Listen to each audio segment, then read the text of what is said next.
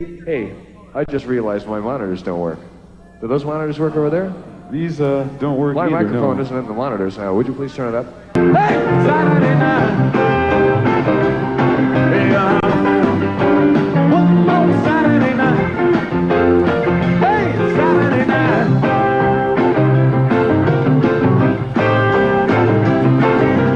Everybody's dancing down the local armory. Alright folks, welcome to my Computer Science 1041 final video. Today I'm going to be walking you through a few functions of Excel, how to use them, what they might be used for, some examples. Today we're covering formulas, functions, and graphs. We'll start with formulas. So formulas is, basically like exactly what you would think it is. It's very much just like A plus B equals C.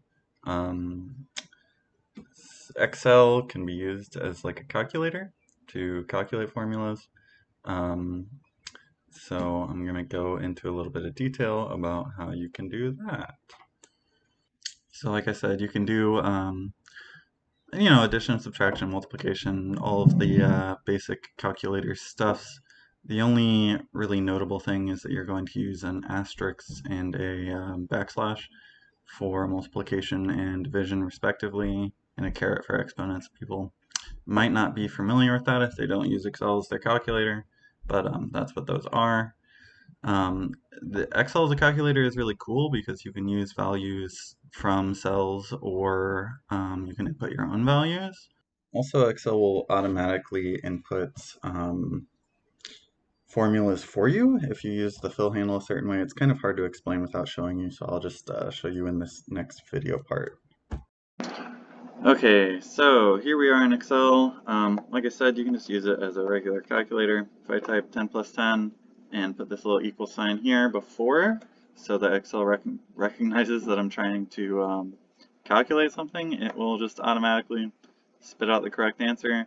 You can do this with simple stuff, addition, subtraction. You can do it with really complicated stuff, like this over here, if you know how to speak the language of Excel. So obviously this formula looks nothing like this formula, but they are the same. You just kind of got to learn what the program likes.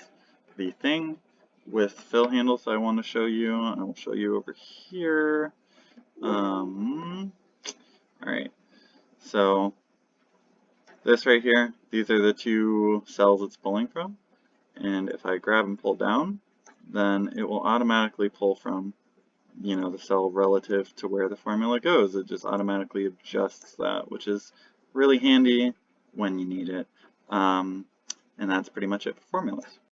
So functions in Excel are different than formulas. They sound similar, they're not the same. So functions are going to be these pre-programmed calculations that Excel is going to do for you. And those are pretty handy. I will show you a few examples of ones that you can use. So the particular functions that we're going to be looking at are sum, count, maximum, minimum, average, and if. Some are pretty simple, but they do allow you to easily determine values from large data sets. Some are really specific, some are really useful just generally. So let's hop over to Excel and I will show you a few of those. Okay, so I'm just going to blow through the rest of these because I don't have a lot of time. So functions work like this. The sum function adds all of the values you selected. For this one, I have selected this entire row. I'm going to select that entire row for all of these. So that is the total sum of money in all of those rows. The count function will count the number of values in whatever area you have selected. So there are 43 numeric values in there. The max and min functions tell you the maximum and minimum in whatever area. So the maximum is there, the minimum is here. There you go. The average will find the mean of all of the values in any given selected area. If is a little bit more complicated. It is like a logical test. So say you wanted to find like if you wanted to say like maybe if pencils are more expensive than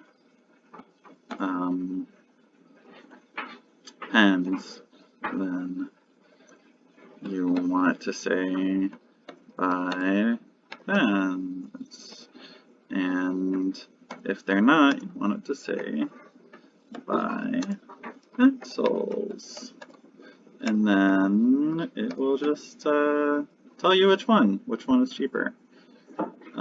So yeah, that's pretty much it for functions.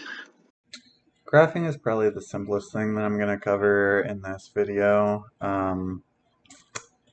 I'll give you a little bit more information about it in the next slide, and I'll show you how. It should only take a minute. So Excel has like a built-in function that allows you to create graphs, so it's really assists it. You can automatically fill the graphs with values from cells in your spreadsheet, which is really handy. And there's like a ton of different graphs they have, so you can really pick and choose for whichever best visualizes your information. Okay, so I'm going to show you how to graph and chart in Excel, but first I'm going to explain how I got these values in this chart over here. What this is it's the totals if they're over 500 or under 500. The way that I got those is by using an if function and then using the fill handle to do that for all of the values, and then I copy and pasted the values and sorted them by lowest to highest so that it'd be easy to count them. As you can see, this one is the ones, this one is zeros, and yeah, that's how you get the values. So as far as graphing goes, what you're going to do is just select your values. If you press Control before you click, you can select multiple areas at once, and then you can just make a graph. That's pretty much it. It will generally not autofill a title, so you should type your title really quick, and then you can edit all of this stuff as well, I believe, if you want. Yeah, but these are really editable things here. You can change colors, do whatever you want to do. So that is a pie chart, and we'll do a bar graph as well. So you're going to go up here, insert graph, and shows you all of the kinds of graphs that you can do and gives you a little sample of each, and then you just click the one you want and it just automatically does it for you. And that's pretty much it as far as graphing goes. And that's pretty much all. That's everything that I have to say about Excel for the moment. Thanks so much for watching. Hope you're well. And that is my final for computer science. Thanks so much.